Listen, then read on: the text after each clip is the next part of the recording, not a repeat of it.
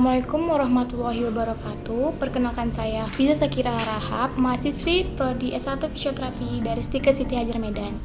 Di sini saya akan menjelaskan penyakit cerebral palsy melalui aplikasi Zoom. Pertama-tama kita share screen PowerPoint-nya dulu.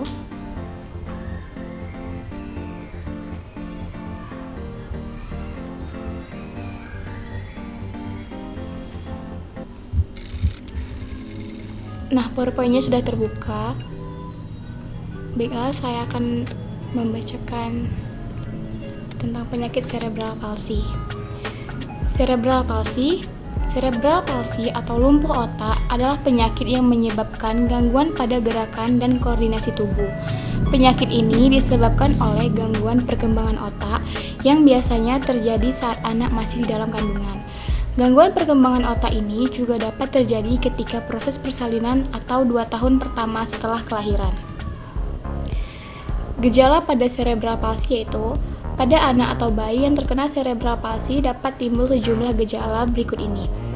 Yang pertama itu kecenderungan menggunakan satu sisi tubuh, misalnya menyeret salah satu tungkai saat merangkak atau menggapai sesuatu hanya dengan satu tangan. Terlambatnya perkembangan kemampuan gerak atau motorik seperti merangkak atau duduk. Kesulitan melakukan gerakan yang tepat, misalnya saat mengambil suatu benda. Selanjutnya, gaya berjalan ulang tidak normal seperti berjinjit, menyilang seperti gunting atau dengan tungkai terbuka lebar. Otot kaku atau malah sangat lunglai, tremor, gerakan menggeliat yang tidak terkontrol atau atetosis, kurang merespon terhadap sentuhan atau rasa nyeri. Selanjutnya, gangguan kecerdasan, kesulitan dalam menelan atau disfagia, terus-menerus mengeluarkan air liur atau ngiler, kejang, dan yang terakhir gangguan berbicara atau disartria. Kesulitan yang terjadi ini dapat bersifat permanen dan menimbulkan kecacatan. Penyebab cerebral palsy. Cerebral palsy atau yang disebut kelumpuhan otak disebabkan oleh gangguan perkembangan otak pada anak. Kondisi tersebut umumnya berlangsung pada masa kehamilan, tetapi juga dapat terjadi saat proses persalinan atau beberapa tahun pertama setelah anak lahir. Belum diketahui secara pasti apa penyebab gangguan perkembangan tersebut. Namun, kondisi ini diduga dipicu oleh sejumlah faktor berikut. 1. Perubahan pada gen memiliki peran dalam perkembangan otak.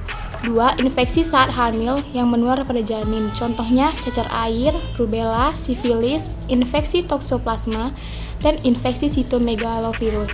3. Terganggunya suplai darah ke otak janin atau stroke janin. 4. Perbedaan golongan darah resus antara ibu dan bayi. 5. Bayi kembar 2 atau lebih risiko terjadinya cerebral palsy akan meningkat pada salah satu bayi yang selamat apabila bayi yang lain meninggal saat lahir. 6. Berat badan bayi yang rendah saat lahir yaitu kurang dari 2,5 kg. 7. Kurangnya suplai oksigen pada otak bayi atau asfiksia selama proses persalinan. 8. Kelahiran prematur, yaitu lahir pada usia kehamilan kurang dari 37 minggu. 9. Kelahiran sungsang, yaitu lahir dengan kaki terlebih dahulu keluar. 10. Radang pada otak atau selaput otak bayi. 11. Penyakit kuning yang meracuni otak atau kernicterua. Dan yang terakhir, cedera parah di kepala, misalnya akibat terjatuh atau kecelakaan. Penyebab lain dari cerebral palsy ialah pada gambar berikut. Diagnosa cerebral palsy. Dokter akan menduga seorang anak mengalami cerebral palsy apabila terdapat sejumlah gejala yang telah dijelaskan sebelumnya.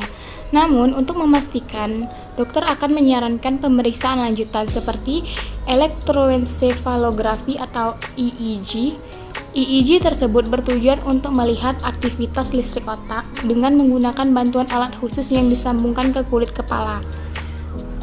Yang lainnya yaitu uji pencitraan. Uji pencitraan dilakukan untuk melihat area otak yang rusak atau berkembang tidak normal.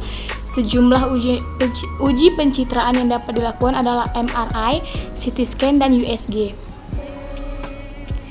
Pengobatan cerebral palsy. Pengobatan dapat dilakukan untuk meningkatkan kemampuan penderita dalam beraktivitas secara mandiri. Namun, sampai saat ini belum ada pengobatan yang dapat menyembuhkan cerebral palsy.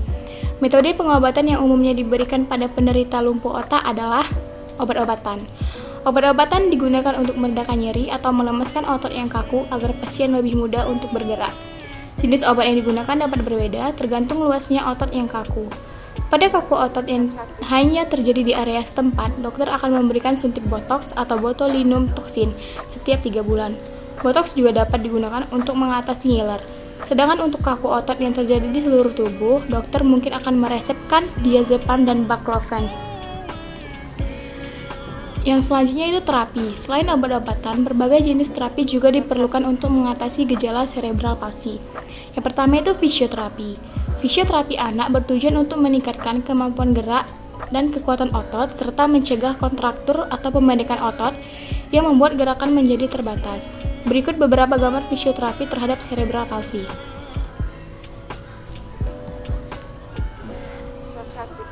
Terapi selanjutnya yaitu terapi okupasi. Terapi okupasi bertujuan untuk membantu pasien menangani kesulitan dalam beraktivitas, misalnya mandi atau berpakaian. Terapi ini akan sangat membantu meningkatkan kepercayaan diri dan kemandirian pasien. Terakhir, terapi bicara. Sesuai dengan namanya, terapi ini diperuntukkan bagi pasien cerebral palsy yang mengalami gangguan bicara. Pencegahan cerebral palsy. Berikut beberapa langkah yang dapat membantu pencegahan cerebral palsy yaitu 1. Mengambil langkah-langkah untuk mencegah kecelakaan. 2. Pastikan orang tua sudah familiar dengan tanda-tanda penyakit dan tanda penyakit kuning pada bayi baru lahir. 3. Tahu bagaimana mencegah keracunan timah. 4. Jauhkan anak dari orang-orang yang memiliki penyakit menular yang serius seperti meningitis. 5. Pastikan imunisasi anak lengkap dan tepat.